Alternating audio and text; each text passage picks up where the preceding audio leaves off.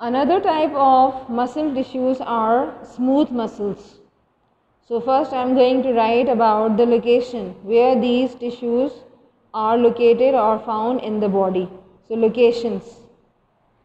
So according to location, these muscles or smooth muscles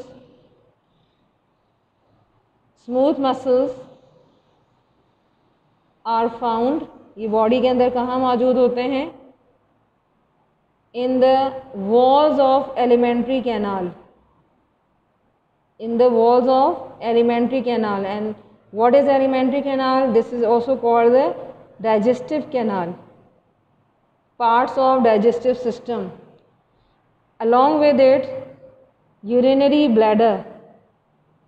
Urinary bladder यानी urine का bag जिसे कहा जाता है. ब्लैडर का मतलब होता है bag. And also blood vessels. What are blood vessels? Like arteries, veins and capillaries. So all these parts contain which type of muscle tissues? Smooth muscles. Now the next heading related to the smooth muscle is cell specificities. What is the meaning of cell specificities? इनके cell की ख़ास बात क्या होती है? किस तरह के सेल्स इसमें पाए जाते हैं? सो दे कंटेन स्मूथ सेल्स. ये नाम से ज़ाहिर है, इन्होंने कहा कि दे कंटेन, इनमें कौन से सेल्स होते हैं? They contain smooth cells. Smooth cells क्या होते हैं? जिनमें स्ट्राइप्स मौजूद नहीं होती. So I am writing another word of smooth, बिल्कुल हमवार, नॉन स्ट्राइटेड, जिनमें स्ट्राइप्स मौजूद नहीं होती, पट्टियाँ मौजूद नहीं होती, इस तरह के सेल्स इनमें पाए जाते हैं. And every cell or each cell contain a single nucleus. ख़ास बात क्या होती है?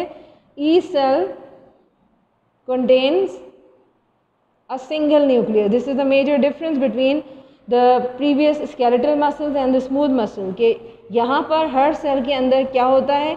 एक सिंगल न्यूक्लियस होता है, यानी एक न्यूक्लियस होता है, जबकि वहाँ हमने पढ़ा था मैनी न्यूक्लियाई, कई nucleus. So this is another point that is related to the cell specificities. Now the third heading will be after location and cell specificities, यानी ये हमारी third heading होगी. And this is function, कि ये cells body के अंदर specially जहाँ ये मौजूद होते हैं क्या function perform करते हैं. So they are present actually the walls of alimentary canal, urinary bladder, blood vessels. So we can say they are responsible for the movement of substances there. बहुत ही easy function इनका. They are responsible for the movement of substances. ये material को एक जगह से दूसरी जगह लेकर जाने के ज़िम्मेदार होते हैं. For the movement of materials. Movement of materials. इसकी एग्जाम्पल आप इस तरीके से ले सकते हैं, जैसे ब्लड वेसल्स के अंदर जो ब्लड फ्लो करता है, ब्लड वेसल्स के अंदर जो ब्लड की फ्लोइंग एबिलिटी है, उसकी मदद से बहुत सारे मटेरियल्स आपकी बॉडी में सर्कुलेट करते हैं. इसी तरह यूरिनरी ब्लैडर क्या करते हैं? यूरिनरी ब्लैडर भी एक बैग है जो कि यूरिन को बॉडी से पास आउट करता है. तो ये भी एक तरीके से मटेरियल की मूवमेंट में का ज़िम्मेदार है. इसी तरीके से एलिमेंट्री कैनाल्स के जो बहुत सारे जो आपके पार्ट्स हैं, जिसमें आपका चाहे वो स्टमक हो, चाहे इसोफेगस हो, कोई भी आपका डाइजेस्टिव ऑर्गन हो, दैट इज़ एक्चुअली रिलेटेड और made up of this type of muscle tissue that is called smooth muscles. And also alimentary canal is responsible for the movement of material. So in alimentary canal smooth muscles जो हैं वो मौजूद होते हैं ताकि materials आपकी जैसे digested food है वो एक जगह से दूसरी जगह मूव कर सके. Now students, question arises that which type of muscle cells are smooth muscles actually, and smooth muscles here I am going to write another point in the function that they are involuntary in action. Involuntary in action. Now what is the meaning of involuntary? Involuntary का मतलब है कि ऐसे काम, ऐसे functions जो कि आपके बस में ना हो, जो आप अपनी ख्वाहिश के मुताबिक ना कर सकें. So what is the meaning of involuntary? That means their contraction, यानी इन muscles की जो contraction होती है, their contraction is not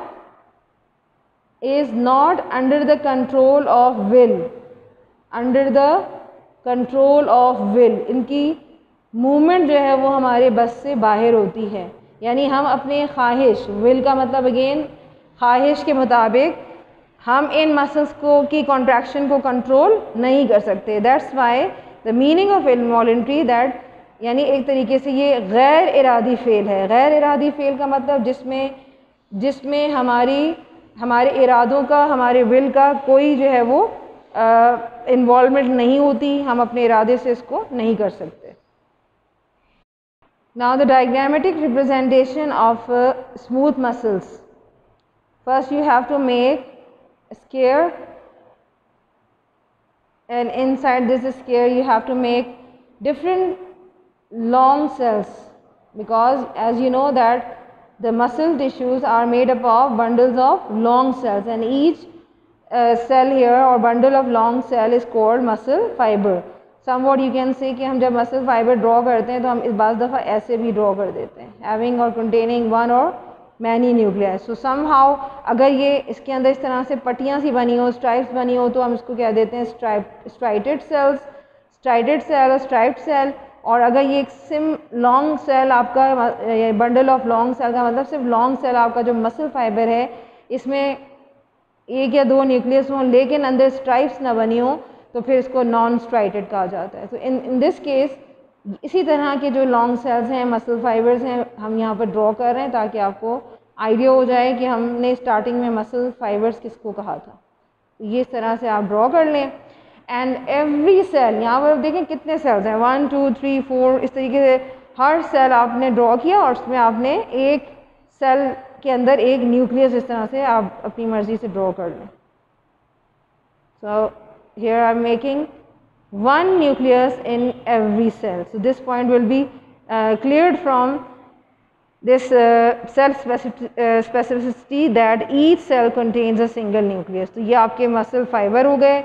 एक सेल आपने कहा तो मसल फाइबर नाम दे दिया और हर सेल के अंदर न्यूक्लियस मौजूद है. अनदर थिंग कि किस तरह के सेल्स हैं यहाँ पर, किस तरह के टिश्यूज़ हैं ये, तो ये हमारे टिश्यूज़ कहलाते हैं स्ट्राइटेड या स्ट्राइटेड सेल्स.